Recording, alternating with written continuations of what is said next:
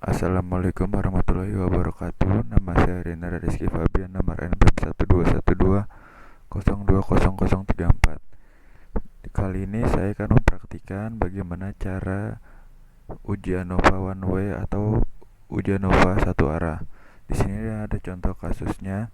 Contoh kasusnya yaitu mahasiswa FKIRC angkatan 2018 ingin melakukan pengujian efek dari 3 macam merek obat penurun tekanan darah terhadap 3 kelompok pasien. Sebuah penelitian dilakukan dengan pengambilan sampel pasien yang dikelompokkan menjadi 3 sesuai dengan merek obat yang diminum, yaitu pasien peminum obat merek X menjadi kelompok pasien 1, obat merek Y menjadi kelompok pasien 2, dan obat merek Z menjadi kelompok pasien 3. Keterangannya, sebuah penelitian dilakukan dengan mengambil sampel pasien yang dikelompokkan menjadi 3 sesuai dengan merek obat yang diminum yang merupakan 2 variabel yang bersifat bebas satu sama lain. Variabel value-nya kelompok 1 pasien peminum obat merek X, kelompok pasien 2 pasien peminum obat merek Y, kelompok pasien 3 pasien peminum obat merek Z. Di sini ada datanya. Sebelum sini kita buat datanya di Excel. Setelah buat dalam bentuk Excel, kita import datanya ke dalam aplikasi SPSS. Klik file, open, terus tipe filenya diganti Excel. Kita pilih data yang kita buat tadi, lalu klik OK.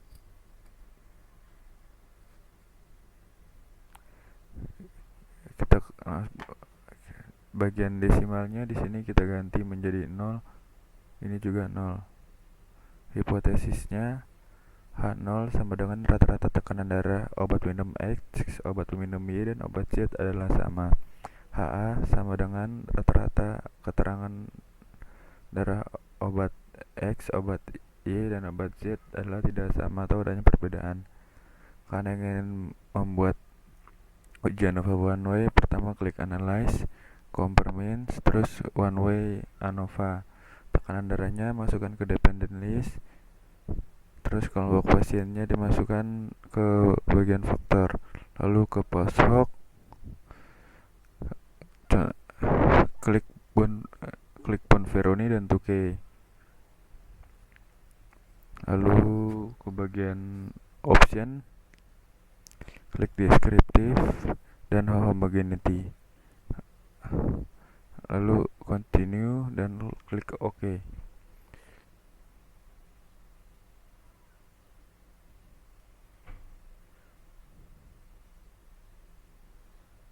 Nah, di sini datanya sudah muncul. Yang satu ini dapat minum X, yang kedua ini obat minum Y, dan yang ketiga ini obat minum obat Z. Jumlah yang didapatkan dari ketiganya adalah 21. Dari kalau obat X yaitu 7 orang, obat Y yaitu 7 orang, dan obat Z itu juga 7 orang. Di bagian rata-rata ini obat X dan obat Y itu rata-ratanya sama, yaitu 125,00. Sedangkan obat Z yaitu 152,14. Di bagian maksimum obat peminum obat X 140 dan minimumnya 110. Sedangkan obat Y minimumnya 105, maksimumnya 140. Sedangkan obat Z minimumnya 130 dan obat Z maksimumnya adalah 175. Setelah ini kita lihat ke bagian test of homogeneity of variance. Di bagian variance ini sig-nya dinyatakan 0,708. Berarti nilai ini di atas 0,50. Berarti data varian ini diasumsikan ini sama, yaitu H0 diterima. Setelah itu kita lanjutkan. Di bagian ANOVA nilai signifikannya yaitu 0,001. 0,001 ini berarti kurang dari 0,5 dan dinyatakan HA diterima dan H0 ditolak.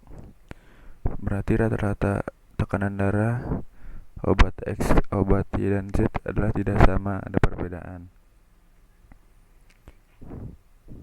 Lalu lihat di bagian posok ini, apabila ada tanda bintang seperti ini, ada perbedaan yang signifikan.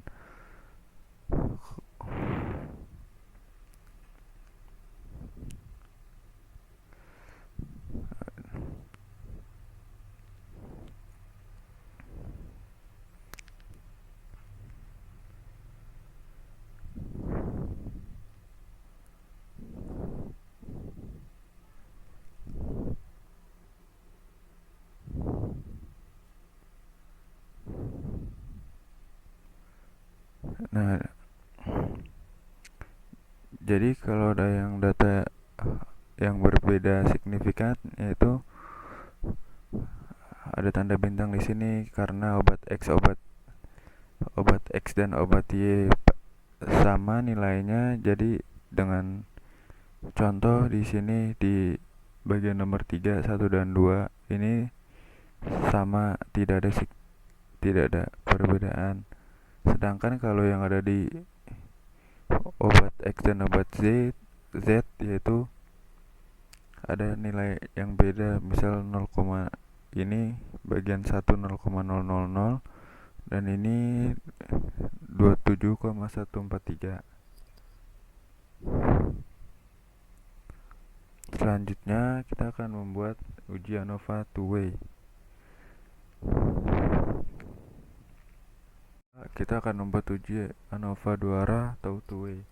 Di sini saya sudah membuka data two-way ANOVA saya. Ini datanya. Di sini saya sudah menambahkan value di sini. Yang satu adalah laki-laki, yang kedua perempuan.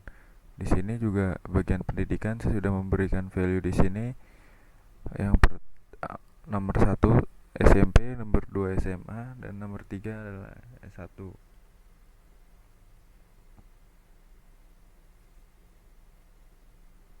Setelah itu, karena ingin membuat ujian ANOVA two-way, klik Analyze, General Linear Model, lalu unvariatif. Lalu ujian masukkan ke dependent, gender dan pendidikan dimasukkan ke fix factor.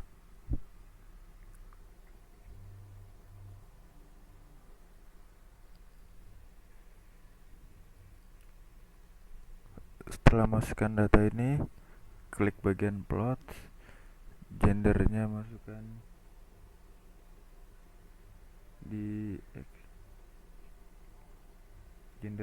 ke horizontal axis,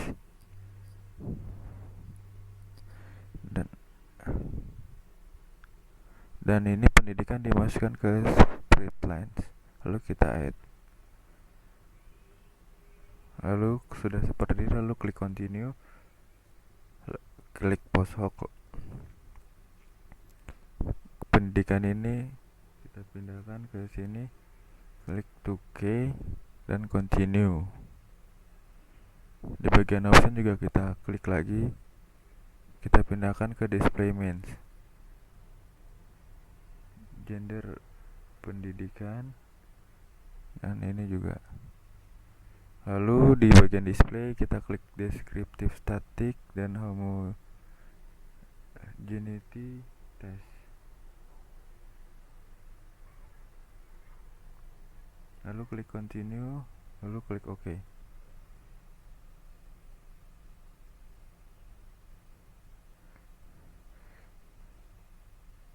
Nah, setelah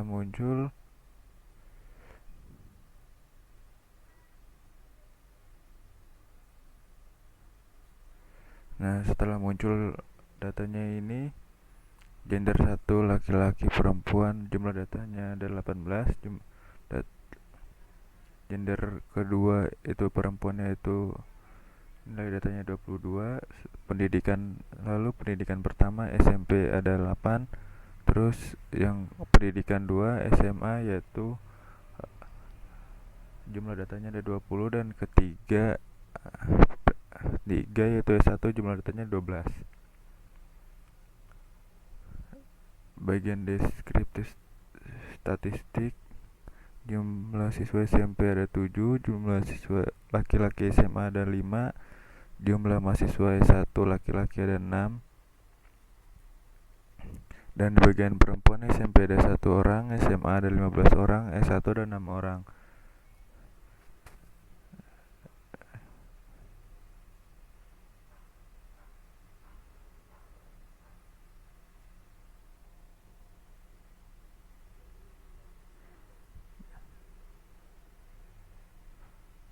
Rata-rata data laki-laki ini dari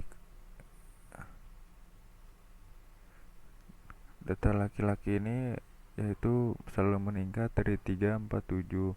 Kalau yang perempuan ini tetap stabil di angka 6.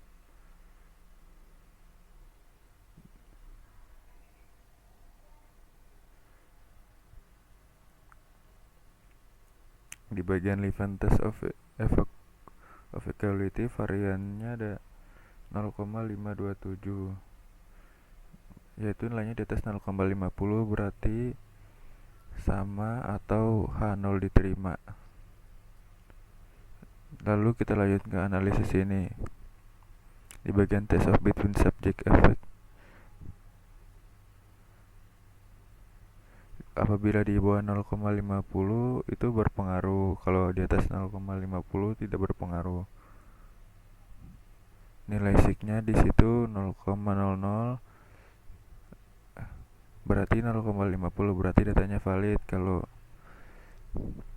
gender di sini signya 0,005 yang berarti di bawah 0,50 berarti menandakan datanya berpengaruh pada penelitian. Di bagian pendidikan signya 0,000,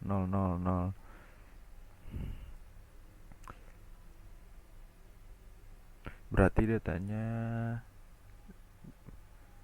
berpengaruh. Lalu gender dikali pendidikan ini nilai signya 0,003 berarti juga berpengaruh di bawah 0,050. Pada estimate marginal means ini yang pertama ada gender,